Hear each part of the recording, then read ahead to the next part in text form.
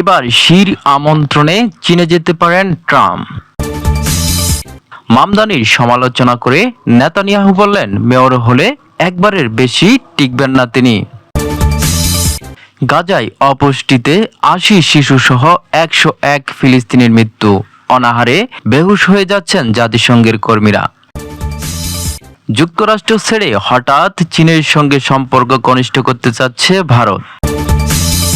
আবারও নতুন করে শান্তির আলোচনায় বসছে রাশিয়া ও ইউক্রেন। এতক্ষণ শুনছিলেন শিরোনাম, এবার বিস্তারিত।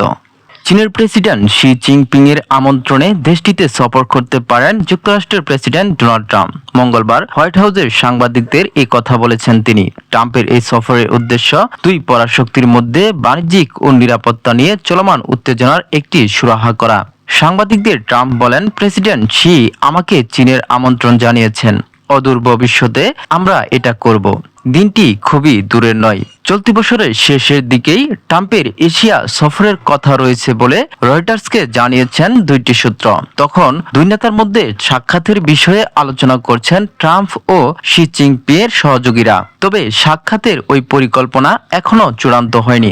সূত্র জানিয়েছে, চলতি বছরের ৩০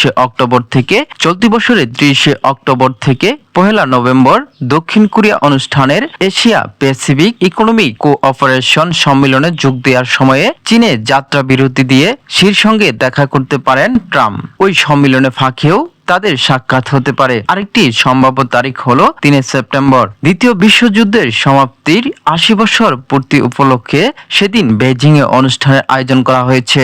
সে সময় চীন সফর করতে পারেন ট্রাম্প। ওই অনুষ্ঠানে রাশিয়ার প্রেসিডেন্ট যোগ দেওয়ার পরিকল্পনাও রয়েছে। চীনের প্রেসিডেন্টকে নিয়ে ট্রাম্পের এই মন্তব্য করেন ফিলিপাইন্সের প্রেসিডেন্ট ফার্ডিনান্ড মার্কোস জুনিয়রের সঙ্গে বৈঠকের সময়। ফিলিপাইন্সকে নিয়ে ট্রাম্প বলেন, দেশটি হয়তো কিছু সময়ের জন্য চীনের দিকে ঝুঁকি পড়ছিল, তবে আমরা দ্রুতই তাদের ফিরিয়ে এনেছি। তিনি যদি চীনকে সঙ্গে নিয়ে চলেন তাহলে আমি কিছু মনে করব না, কারণ আমরাও ভালোভাবে চীনকে সঙ্গে নিয়ে চলছি। অন্যদিকে যুক্তরাষ্ট্রের নিউ ইয়র্ক শহরে মেয়র পদপ্রার্থী জোহরান মামদানিকে নিয়ে তীব্র আলোচনা করেন ইসরায়েলের প্রধানমন্ত্রী বেনিয়ামিন নেতানিয়াহু। নিউ ইয়র্ক ঘিরে মামদানির আনা প্রস্তাবগুলো বোকামি বলে উল্লেখ করেছিলেন তিনি।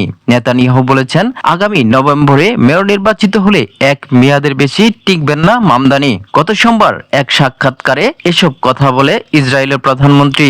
অন্যদিকে মামদানির আলোচনা করে নেতানিয়াহু বলেন, মেয়র হলে এক মেয়াদের বেশি টিকবেন না তিনি। যুক্তরাষ্ট্রের নিউ ইয়র্ক শহরে মেয়র পদপ্রার্থী জোহরান মামদানির তীব্র আলোচনা করেন ইসরায়েলের প্রধানমন্ত্রী বেনিয়ামিন নেতানিয়াহু। নিউ ইয়র্ক ঘিরে মামদানির আনা প্রস্তাবগুলো বোকামি বলে উল্লেখ করেন তিনি। নেতানিয়াহু বলেন, আগামী নভেম্বরে মেয়র নির্বাচিত হলে এক মেয়াদের বেশি টিকবে না মামদানি। গত সোমবার এক সাক্ষাৎকারে তিনি এসব কথা বলেন। আলাপ পরিচিতায় উঠে আসে গাজার চলমান সংঘাত, ইরান ও মার্কিন প্রেসিডেন্ট ডোনাল্ড ট্রাম্পের ফাস্ট ফুড ও চকোলেট প্রীতি সহ নানান বিষয়। আলোচনায় এক পর্যায়ে উঠে আসে ইহুদি বিদ্বেষের বিষয়টি। এ সময় মামদানিকে ইহুদি বিদ্বেষী আখ্যা দিয়ে নেতানিয়াহুকে প্রশ্ন করা হয়। ইন্তিফাদার বিশ্বায়ন শব্দ দুটির প্রতি প্রকাশ্যে নিন্দা জানানো থেকে বিরত থাকায় সমালোচনার মুখে পড়েছেন মামদানি। ইসরায়েলি দখলদারির বিরুদ্ধে ফিলিস্তিনিদের আন্দোলন ও ইন্তিফাদা নামে পরিচিত। নেতানিয়াহু ইসরায়েলের বিদ্বেষী নিয়ে কথা বলেছিলেন। মামদানির প্রসঙ্গ উঠলে তিনি নিউ ইয়র্ক নিয়ে এই মেয়র প্রার্থীর প্রস্তাবগুলো সমালোচনা শুরু করেন। তিনি বলেন, অনেক মানুষ এই বাজে কথায় বিভ্রান্ত হয়েছেন। আপনি পুলিশ অর্থায়ন বন্ধ করতে চান, আপনি চান কোনো মানুষ দোকানে গিয়ে ডাকাতি করুক এবং মুক্ত অবস্থায় ঘুরে বেড়াক। আপনি কি মনে করেন এতে সমাজে ভালো হবে? তবে মামদানি কিন্তু পুলিশের অর্থায়ন বন্ধের কথা বলেননি। তিনি বরং পুলিশের বিভাগের ভেতরে সম্পদ পুনর্নির্বাস করতে চান, যাতে পুলিশ কর্মকর্তারা সবচেয়ে গুরুত্ব অপরাধগুলোর ওপর বেশি মনোযোগী দিতে পারেন। অন্যদিকে ইসরায়েলের নির্বিচার হামলার পাশাপাশি তীব্র খাদ্য সংকটে ভুগছেন গাজার বাসিন্দারা। অনাহার অনাধারে দিনের পর দিন কাটাচ্ছেন তারা। গাজার স্বাস্থ্য মন্ত্রণালয় হিসাবে ২১ মাসের বেশি সময় ধরে চলা সংঘাতের সময় উপত্যকাটিতে অপুষ্টিতে ভুগে ১০১ জনের মৃত্যু হয়েছে, তাদের মধ্যে ৮০ জনই শিশু। গত মঙ্গলবার এক বিবৃতিতে গাজার স্বাস্থ্য মন্ত্রণালয় বলেছে, অপুষ্টিতে ভুগে মারা যাওয়ার ১০১ জনের মধ্যে আগে ২৪ ঘন্টায় মৃত্যু হয়েছে ৩৩ জনের, তার মধ্যে ১২ জন শিশু। গাজায় বর্তমানে প্রায় 9 লাখ মানুষ ক্ষুধায় ভুগছেন বলে জানিয়েছেন স্থানীয় আল শিফা হাসপাতালের পরিচালক মোহাম্মদ আবু সালমিয়া। এর মধ্যে 70,000 শিশু অপুষ্টিতে আক্রান্ত বলে জানিয়েছেন তিনি। এদিকে পাকিস্তানের সেনা প্রধান আসিম মনিরের সঙ্গে যুক্তরাষ্ট্রের প্রেসিডেন্ট ডোনাল্ড ট্রাম্পের মধ্যপ্রযোজক নতুন বৈঠক করে ভারতের উত্তেজনা জন্ম দিয়েছে। বিষয়টি নিয়ে গোপনে কূটনৈতিক প্রতিবাদ জানিয়েছে নয়াদিল্লি। পাশাপাশি বিকল্প কৌশল হিসেবে চীনের সঙ্গে সম্পর্ক পুনর্মূল্যায়নের উদ্যোগ নিয়েছে দেশটি। যুক্তরাষ্ট্র ও ভারতের মধ্যে সুসম্পর্ক দীর্ঘদিনের। ট্রাম্প প্রশাসন ইন্দো প্যাসিফিক অঞ্চলের অন্যতম প্রধান অংশীদার দেশটির বিরুদ্ধে শুল্ক আরোপের কথা বিবেচনা করা হয়েছে। এমন পরিস্থিতিতে আসিম মনিরের সঙ্গে ট্রাম্পের বৈঠক এবং অন্যান্য উত্তেজনা দ্বিপক্ষীয় বাণিজ্যিক আলোচনাকে চাপের মুখে ফেলেছে। পাকিস্তান বিশেষ করে তাদের সামরিক বাহিনীর আন্তঃসীমান্ত সন্ত্রাসী কর্মকাণ্ডকে সমর্থন দিয়ে বলে অভিযোগ করে আসছে ভারত। প্রধানমন্ত্রী নরেন্দ্র মোদী দপ্তর ও ভারতের পররাষ্ট্র মন্ত্রণালয়ে এ বিষয়ে মন্তব্য জানতে চাওয়া হলে তারা সাড়া দেননি। তবে পররাষ্ট্র মন্ত্রণালয় আগেই বলেছিল তারা ট্রাম্প ও আসিম মনিরের বৈঠকে বিষয়টি আমলে নিয়েছেন। মার্কিন এই কর্মকর্তা বলেছেন তারা ব্যক্তিগত কূটনীতিক যোগাযোগ ও আলাপের বিষয়টি নিয়ে মন্তব্য করেন না। যুক্তরাষ্ট্র, ভারত ও পাকিস্তান এই দুই দেশের সঙ্গেই দৃঢ় সম্পর্ক বজায় রাখেন। মার্কিন কর্মকর্তা বলেন, এসব সম্পর্ক নিজের গুরুত্ব ও যোগ্যতায় দাঁড়িয়ে আছে। আমরা এক দেশের সঙ্গে আমাদের সম্পর্ক অন্য দেশের সঙ্গে তুলনা করি না।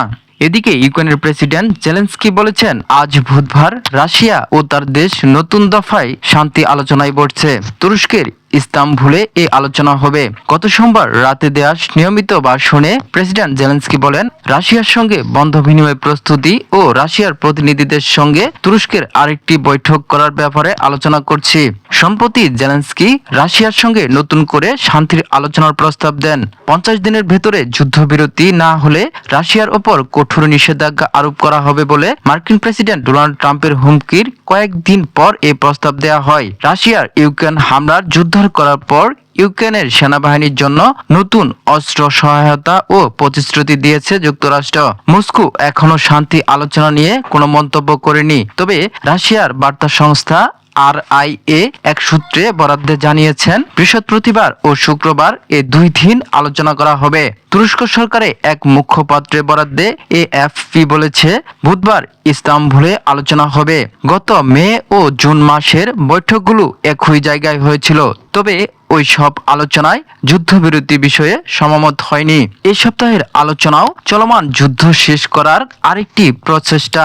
3 বছরের বেশি সময় ধরে রাশিয়া ইউক্রেন যুদ্ধ চলছে। আলোচনার আগেই রুশ প্রেসিডেন্ট পুতিনের প্রতি নিজের হতাশা প্রকাশ করেছেন ট্রাম্প। তিনি বিবিসিকে বলেন, পুতিনের আচরণ তিনি হতাশ, তবে আশা পুরোপুরি শেষ হয়ে যায়নি। AFP-কে ইউক্রেনের এক জ্যেষ্ঠ কর্মকর্তা বলেন, ইস্তাম্বুলে আলোচনা নতুন করে বন্দি বিনিময় এবং জেলেনস্কি ও পুতিনের সম্ভাবনা বৈঠকটির বিষয়টি গুরুত্ব পাবে। সম্ভাব্য শীঘ্রই কোনো বড় ধরনের অগ্রগতি বা চুক্তির সম্ভাবনা নাকচ করে দিয়েছে মস্কো। শান্তি আলোচনায় বড় ধরনের অগ্রগতির সম্ভাবনা বিষয়ে ক্রেমলিন মুখপাত্র দিমিত্রি পেসকভ গতকাল সাংবাদিকদের বলেছেন, দুই পক্ষই সম্পূর্ণ বিপরীত অবস্থান আছে এবং এখনো অনেক কূটনৈতিক কাজ বাকি। সম্প্রতি ইউক্রেনের শহরগুলোতে ড্রোন ও ক্ষেপণাস্ত্র হামলা জোরদার করেছে রাশিয়া। এতে বেসামরিক লোকজনের হতাহতের সংখ্যাও রেকর্ড মাত্রা পৌঁছেছে।